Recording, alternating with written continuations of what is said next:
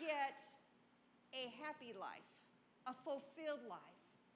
You could just see it in her that she is so secure in her speaking of this happiness, right? At 103. But what does she say? There's some things that she says that a good life requires love. And we already know that love transforms hearts and minds. Love heals the brokenhearted because our love source comes from God. So she's got that down, and we know that. But then she says, you got to learn to let go and move on. That's part of happiness. Let go and move on. But how many of us are stuck? Stuck in life, in different areas of our life. We might be stuck in a toxic relationship. We might be stuck with some past wrongs that we regret. We might be stuck in maybe a financial need. Maybe we're stuck in an unhealthy relationship or past sins that we've never dealt with, and we find ourselves stuck. Stuck means that we're not actually able to work on the situation. We've kind of given up. We've given up to where that thing that we've been wanting to move, that mountain, it just stays there. And we think, why, God, why is that sitting there, that mountain, when I've prayed about it? I've asked you to move the mountain, and it still remains there. But Gladys says you don't have to live like that.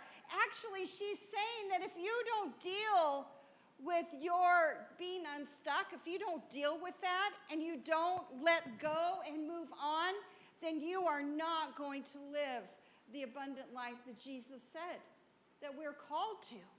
Who doesn't want to live the abundant life? If Jesus says you can live the abundant life, then why aren't we?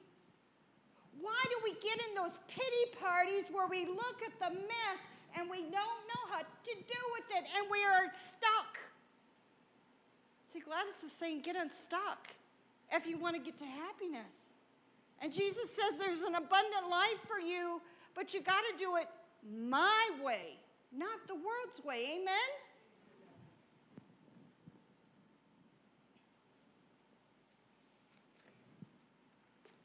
Getting unstuck. How do we get unstuck? Now, it starts with finding out what you're saying to yourself.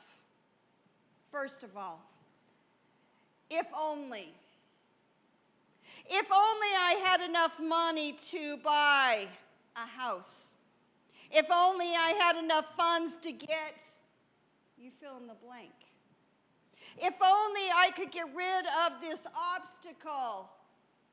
If only I could get rid of this mistake. If only I could be set free to do things differently.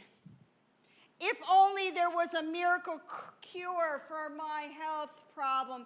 If only, if only. When I said if only, what was it? What's the thing that you're stuck in? That mountain that never seems to go away. If only.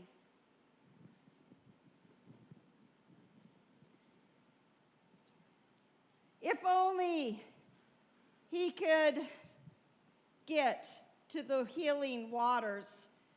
Do you remember in John 5, 1 through 9, there was a man that was stuck for many years, wanting to get into the pool to be healed?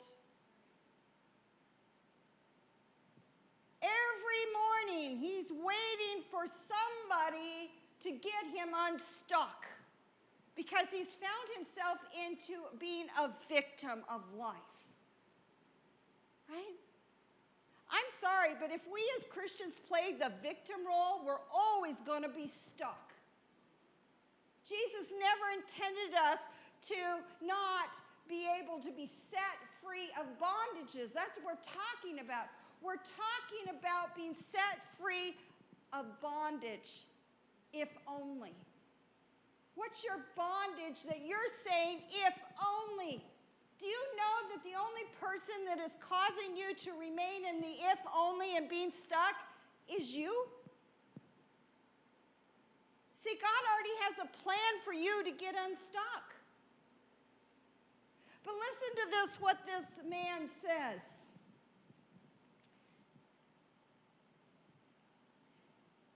He was told that if he could get into the healing waters, then he would be healed from being paralyzed. If someone could just take him there. His source of hope was in somebody else. Somebody else.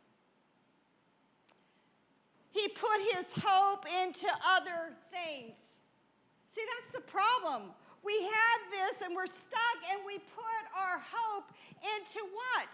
There was a while I put my hope completely on, God's the great physician. I've seen so many healings. I've seen it. But what did Jesus say? You're not healed because you didn't have faith to believe. There are things that stop us. Now, there's a time to be born and there's a time to die, and we don't know that, right? That's up to God. That's up to God to know that exit time. That's up to God. But God says, do not make me a little God. I have the power to do all things through faith.